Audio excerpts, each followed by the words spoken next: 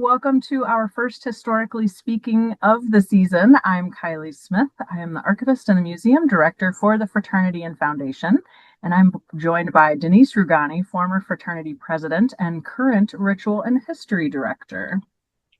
So tonight we get to talk about jewelry, and we're hopefully that you brought some of your own to show us towards the end. Let's start at the beginning. It's late 1869 or early 1870, and a group of young women, students at Monmouth College, are creating something new. Women in higher education are rare, but they're determined to find a society of their own. So now here's a question for you. If you were starting a group like Kappa, what would you choose first besides the name? Would it be the flower, a motto, a color? Their first choice was unusual. It was the golden key. We know that our founders marched into chapel on October 13th, 1870. They started the planning before then and only announced on that date because they were waiting for their pins to arrive from the jeweler. Sounds somewhat familiar today. The meeting where they chose the key was held at the home of Anna Willits Petit, where her mother suggested that the badge was, quote, a key to lock your secrets up. But as young college women will do, they ignored the mom's suggestion and chose the key as a means for unlocking the hidden mysteries in science, literature, and art. Our badge is unique in design and has experienced a number of changes from those first worn by the founders and made by Lou Bennett's family jewelers, Stevenson's, out of Pittsburgh. In the early years, the size and design were personal preferences made by various jewelers. So you'll see all kinds of stones besides sapphires, opals, pearls, diamonds, emeralds, amethysts, rubies. Some had sapphires as well, but we didn't agree on an artificial jewel until later in 1890. And for some of our jewelry enthusiasts out there, the fraternity's official jewelers are of great interest. So let me give you a quick rundown. In 1882, the first authorized jewelers were named by the Grand Council. Since then, they were somewhat regional and they changed pretty regularly until 1948 when Burr, Patterson, and Auld was selected as the only official jeweler. See if you can follow this. Burr, Patterson, and Auld started as Auld Inc. in 1870, the same year that Kappa was founded, and they started in Columbus, Ohio. Known by most as Burr Pat after the two companies combined, in 1906, a guy named Balfour started as a salesman for Burr Pat, and then he left in 1913 to start the L.G. Balfour Company. In 1920, two other employees left Burr Pat to start their own company, Herf and Jones. In the 1930s, Balfour gained control of Burr, Patterson, and Auld in what was described as a clandestine merger. A bunch of smaller jewelers filed a lawsuit against that in the 1960s, and by the 1970s, the FTC forced Balfour to unload Burr, Patterson, and Auld, and they remained our official jeweler. So, Burr, Patterson, and Auld has been our most consistent jeweler and remained so until 2004 when, if you remember those names, Herf and Jones acquired Burr, Patterson, and Auld. Other names you'll see in the history books include Newman and Shreve as well. All right, so back to the good stuff. By 1890, we had almost all our symbols and insignia in place. The name, motto, badge, colors, wrap, password, jewel, flower, and call. Still to come and still very popular in jewelry were the coat of arms that was approved in 1912 and the sigma within a delta to be used as a new member pin. We did a whole program on that last year, but if you missed it, it was designed by Carla Sargent Fisk from Upsilon chapter at Northwestern and submitted to the 1894 convention. However, it took 20 years for everyone to agree to make it our official new member pin in 1914. And the two examples that I pulled for the slide, the one on the left is the original one that was designed by Carla. The very first one that she modeled off of was a plain gold pin, a stick pin that was given to Kate Sharp, and that was our signature, just in gold, the delta within the sigma. But you'll notice in that first pin that had been given to the Beta Lambda chapter at Illinois is the reverse colors. It has the lighter blue delta and then the darker blue sigma. So changes happened here and there. Our keys are unique in design, and you can see the number of changes from those first worn by the founders and made by Stevenson's. In the early years, the size, enamel, and jewels were personal preference, and they were often made by local jewelers. Just as the jewelers changed, so did the length and the outline of the key, as well as the lettering and jewels, really for the first 70 years or so. During World War I, jewels were hard to obtain, and in World War II, sapphires were unobtainable. The gold content was greatly reduced, and by 1950, the authorized jewels of pearls, sapphires, and diamonds were available once again. In 1974, fraternity bylaws established the official badge as a golden key, 1 inch in length, plain or jeweled, including pearls, sapphires, or diamonds, with the letters KKG on the stem and Alpha Omega Omicron on the ward. Those in Kappa leadership roles have used symbols attached to their pins since 1889, just 8 years after the Grand Council system was established. They were designed to dangle beneath officers' badges, and these emblems were also eventually worn by a few non-council officers. There have been lots of different emblems and officer titles used since 1889, but only 2 of the first 5 still represent their original office: the President's Circle and the Executive Director's Cross. I know I put a lot on this slide, so I'll let it sit on here for a hot minute. But if any of you did bring your own jewelry to share, hopefully we'll get to see some of those dangles.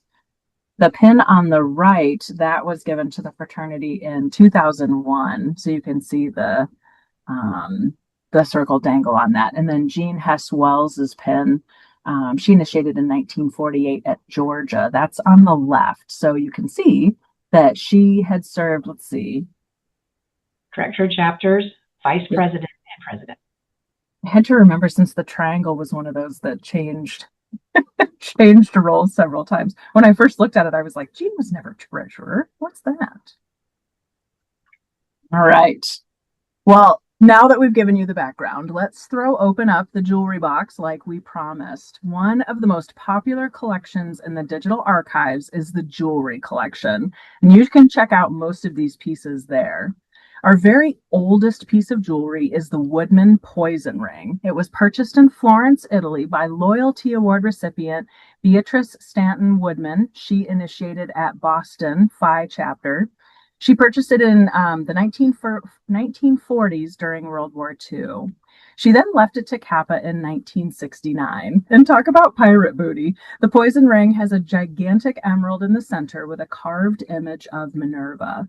It's surrounded by 26 diamonds and has gorgeous chasing on the sides. The lid opens to reveal a compartment with a reverse cameo of a Roman soldier. It's kind of hard to see there in the top right. The ring was made over 400 years ago during the Renaissance, and in a feature in the summer 2014 issue of The Key, we noted that instead of poison, it could hold 1 or 2 M&Ms and maybe a pinch of glitter. And any of you who used to or have been to headquarters before know that I used to parade this out pretty regularly. It was one of our greatest pieces. It's now in long-term storage where it gets the care that it needs and deserves. Next up is the oldest piece of official Kappa jewelry, Anna Willis Petit's golden key. This is one of the original 12 badges that were made, and the only one we know of that was worn by a founder when they marched into chapel on October 30th, 1870. Anna left it to her granddaughter, Frances Petit, who was in the first new member class after Alpha Deuteron was installed at Monmouth College in 1934. Frances then gave the pin to the fraternity in 1970 at our 100th anniversary. It is now on display at fraternity headquarters, and you can usually see it in person when Kylie brings it as a display to things like convention, Leadership Academy, Fly, or even CLS. And we had replicas made, so we also have them in the archives in a box. The rings in our jewelry collection are some of my favorites, and I even treated myself to the 1930s ring on the top left that I found on eBay just before my 40th birthday.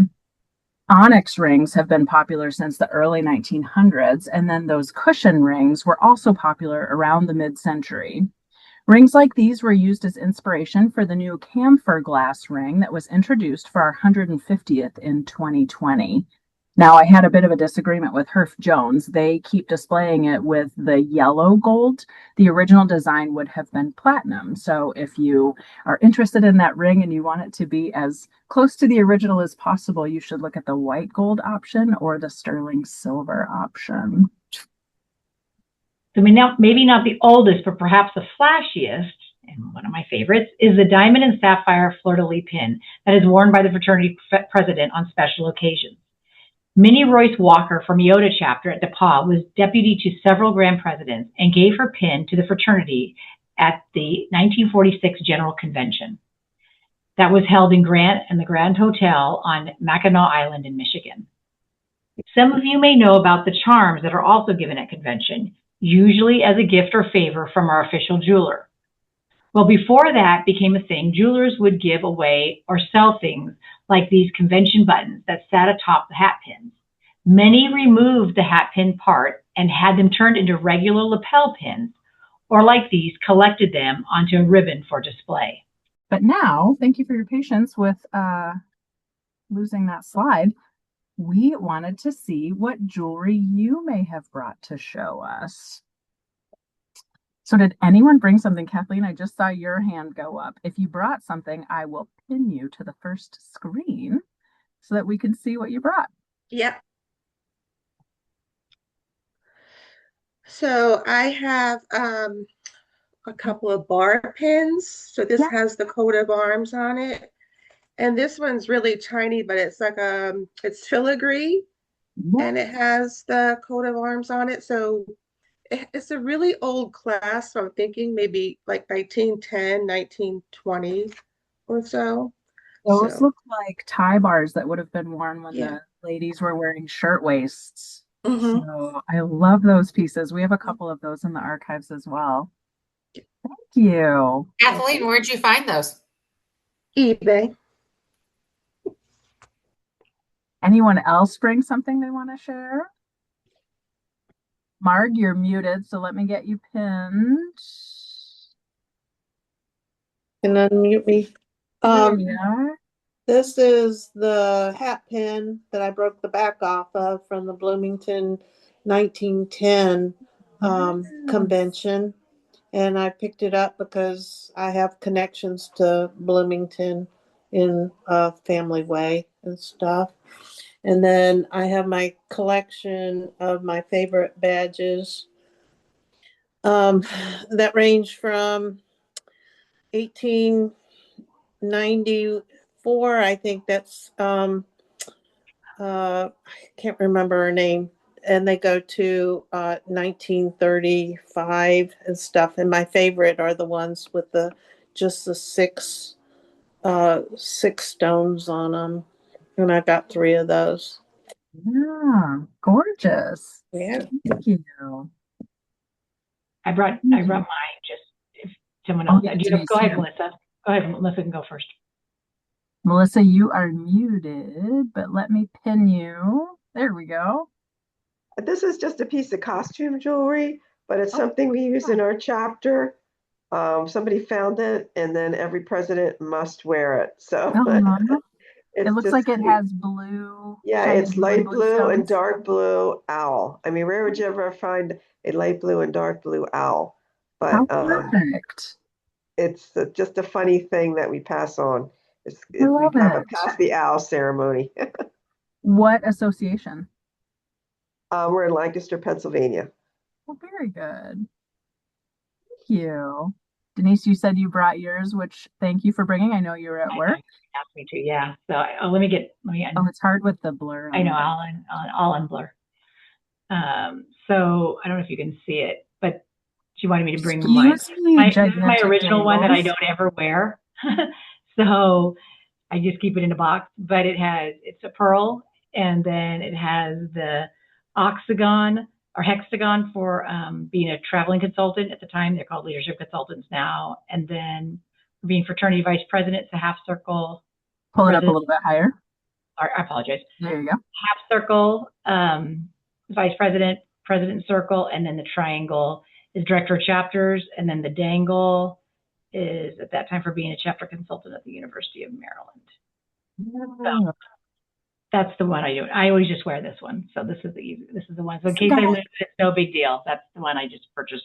The flat one, it just has the one dangle on it. But if I lose it, it's not really, I can always get another one. It's not that personal compared to my real badge that I got when I was initiated. I forgot that chapter consultants got the coat of arms instead of the hexagon. I think they all get the hexagon now, maybe. They do because they're all the same. Field rep is field rep is field rep.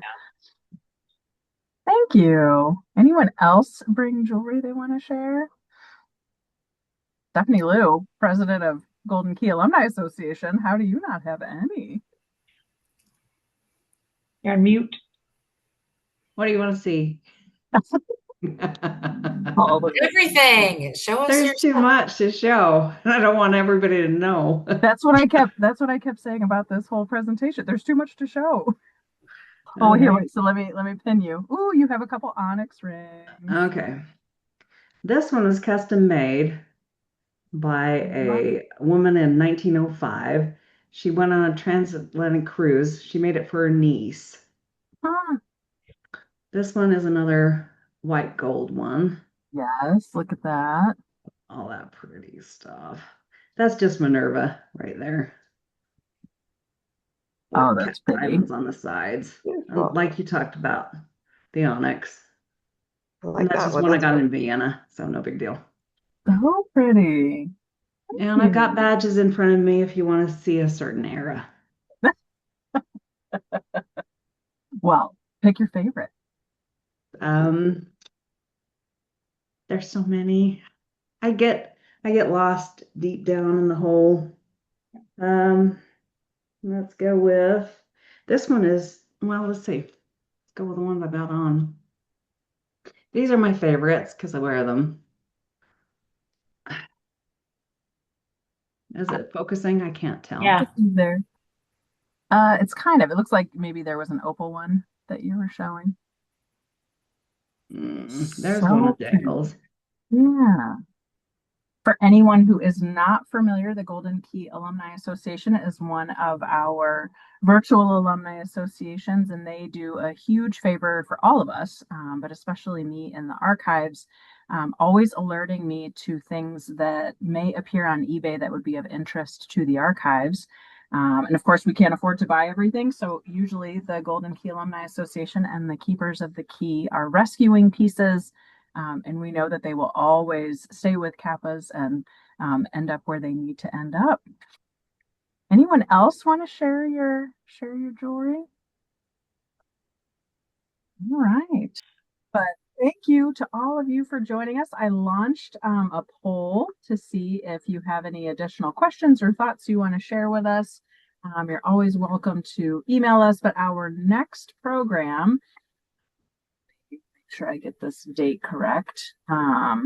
Next program will be for Founders Day. So it will be Tuesday, October 7th at 8 p.m. Eastern, 5 p.m. Pacific. And we are going to do the Founders Day ceremony. So if you would like to participate, we will welcome you to join us if you want to especially bring a candle so that you can participate as one of the founders. So thank you, everyone. Thank you all for being here.